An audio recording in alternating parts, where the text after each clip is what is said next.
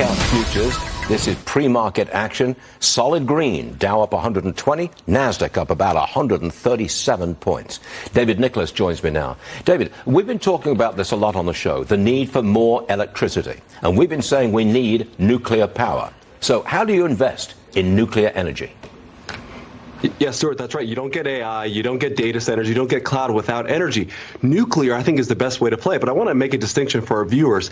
There's a difference between public utilities and private utilities. Public utilities prices are governed by states. They set the prices for customers. So those are going to be names like Southern Company, Duke Energy. So if you're an investor that's want to play it safe, sit back and get a nice dividend, you want to own a name like Southern Company, you want to own a name like Duke. If you want to own a private utility and you say, you know, I want to speculate on this upside price in energy for AI, you want to own a name like Constellation Energy. You want to own a name like VST or Vistra Energy. So again, it's knowing which utilities you're owning and how they're going to respond to this AI boom. If you want to play it safe, you go with the public. If you want to have some speculation, you go with the private utility, Stuart. So private utilities can operate nuclear reactors.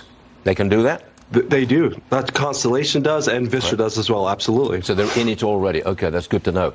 Now, oil. Yep. We got it down to $73 a barrel this morning, close to a 4-month low. I think that's bullish for stocks, right?